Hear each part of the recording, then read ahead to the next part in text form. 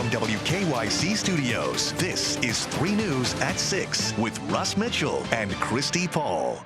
There was no way I thought I was going to be here for my 62nd birthday. There's no way I thought I was going to be healthy, let alone walking out of here. It is a real victory Monday in Cleveland tonight. You see him there. Browns legend Bernie Kosar is out of the hospital a week after his liver transplant surgery and a day after the team's big win in Las Vegas. And as you heard Bernie say, this all comes just days before his birthday. And good evening. Christy is off tonight. We begin with that encouraging news and what's next for Bernie Kosar on his road to recovery. We have team coverage tonight, and we begin with Jay Crawford and Monica Robbins, who spoke with Bernie and his medical team this afternoon. They join us now live from University Hospitals with the tales. Good evening to both of you. Russ, good evening to you. Yeah, just a celebratory day. There's really no other way to say this. Think back 1 week ago, Monica, everything was still touch and go. It was just shortly after he had had the life-saving liver transplant. But what we learned today was going back just a few weeks before the transplant, Bernie faced not one, but a couple of life-threatening situations. So to think that just a short time after that, he didn't walk out of here, he bounced out of here. Pretty much. With the energy of a teenager. It really was incredible to witness, particularly when you consider what he's been through the past couple of weeks. If you think about it, he's been going through this whole liver transplant drama, if you will, for the last year and a half.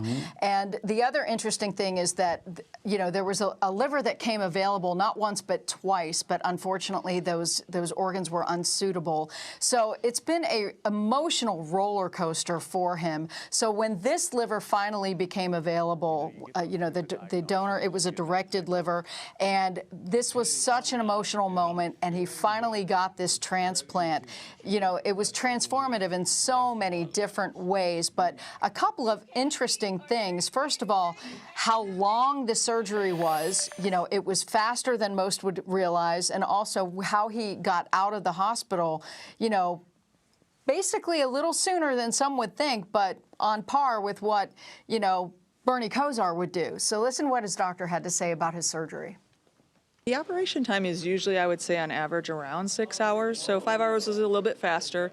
I think probably the most unique thing for his surgery was the fact that he was very stable throughout the surgery for us. And with the new liver going in, it clearly was working really, really well for us right out of the gate. So that really allowed us to feel comfortable enough that we could lighten sedation right in the operating room to take out the breathing tube. That's uncommon. Obviously, Bernie is a good patient. She said he's a tremendous patient, listening to orders, following orders, and everything else. But there are two sides to this story, Monica. Obviously, you mentioned that his transplant was a directed transplant. That means it came from a family that specifically said they wanted their child's organ to go to Bernie Kosar to help save his life. And I know Lindsey Buckingham has been following that side of the story, and we throw to her now for more on that. Lindsey?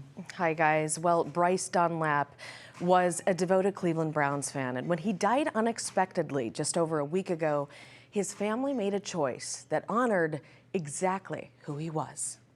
On November 16th, Bryce Dunlap passed away from complications of an anoxic brain injury. He was just 21 years old. His family says he was a bright light, full of humor and kindness, the kind of person who lifted everyone around him. When Bryce became an organ donor, he had no idea it would one day connect him to the team he loved most. And yet that's what happened. His family was given the choice to make a direct donation if they knew someone waiting for a transplant. They thought of Bernie Kosar. Then they got the news.